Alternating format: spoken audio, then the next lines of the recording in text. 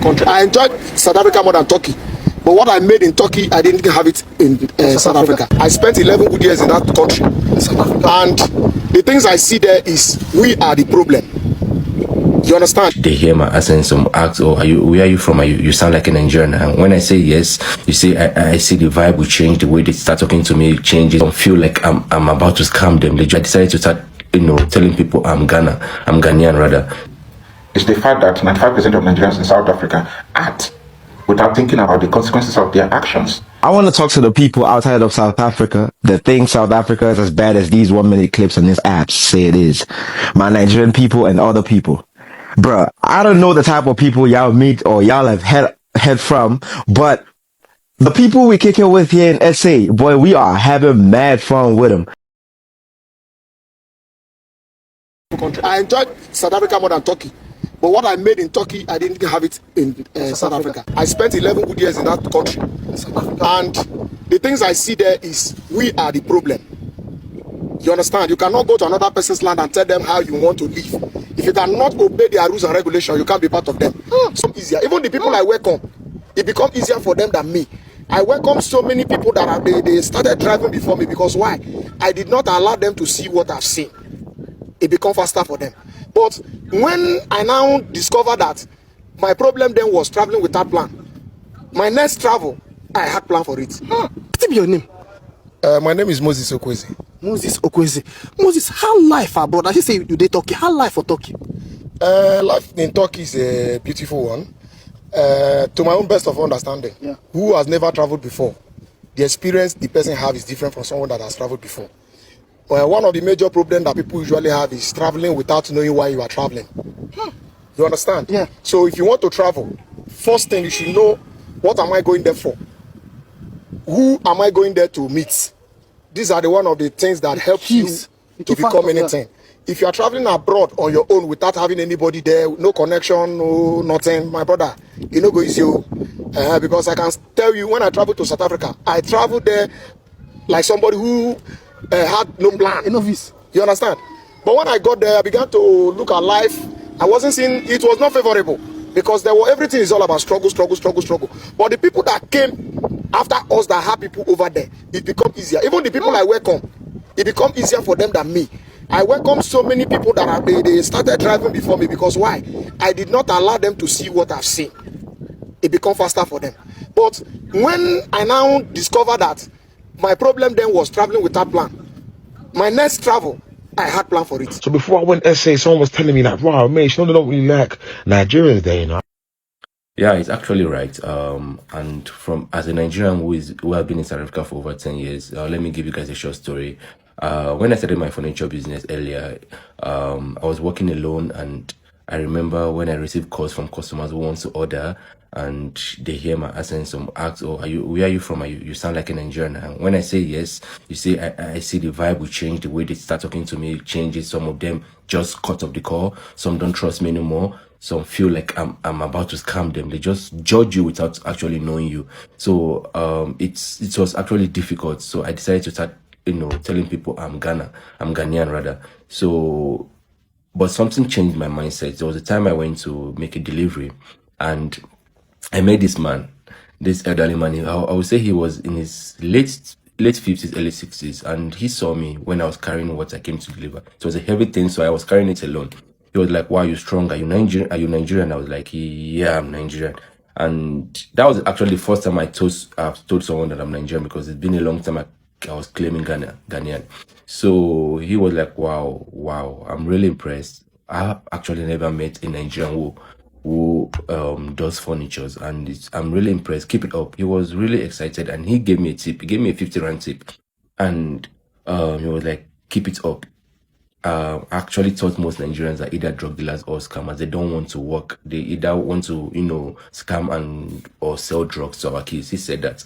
And I was like, no, there are a lot of Nigerians out there who are doctors, teachers, lecturers, like a lot of things. And, the drug dealers are just a few of them that make so much noise that, everyone feels like all Nigerians are like that. I'm actually a very quiet person. People don't know that I'm Nigerian because Nigerians are presumed to be very loud. So it changed my mindset because of what he told me, that he was really proud of me. And I decided from then that anyone who asks me, I say I'm Nigerian. I don't care what you think. I don't care if you don't buy from me again, but I'm going to represent my country because I'm doing genuine things. I've never done drugs or scammed anyone in my life. So why am I hiding?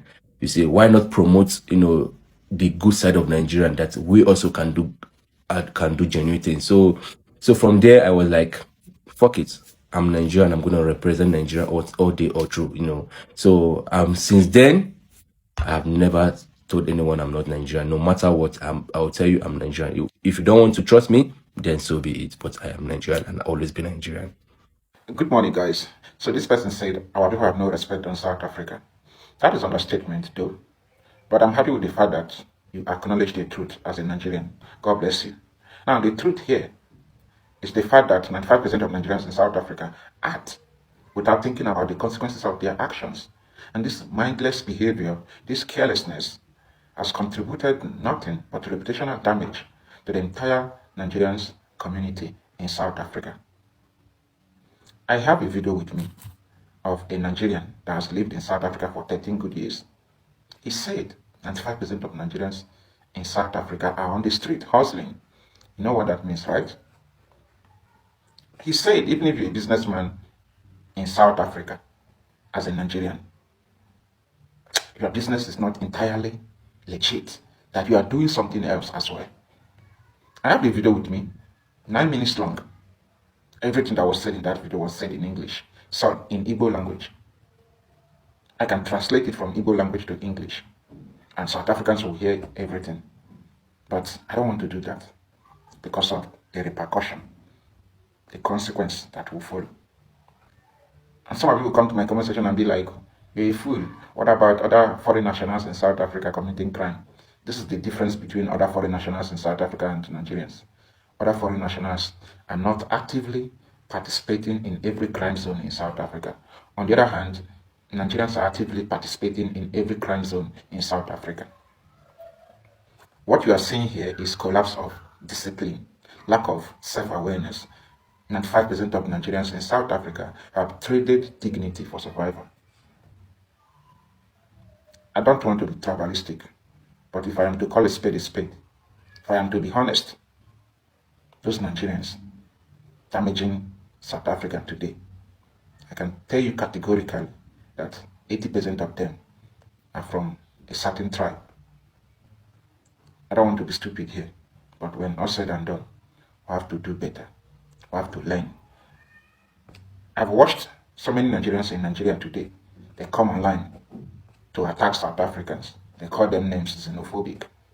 But when you take your time to follow the activity of Nigerians in South Africa, majority of them, you will find out that South Africans are not even doing enough. The government of South Africa, they are not doing enough. But anyways, God bless you for acknowledging the truth. I want to talk to the people outside of South Africa that think South Africa is as bad as these 1 minute clips on these apps say it is. My Nigerian people and other people. Bruh, I don't know the type of people y'all meet or y'all have heard from, but the people we kick it with here in SA, boy, we are having mad fun with them. Where I work at, bro. I'm just gonna give an example. Last week Thursday, I was in Pretoria. I was at Home Affairs Pretoria trying to renew my documents and all. So a dude walked up to me and said, I'm a fan. Come on my podcast. The dude was Nigerian. So I took his number.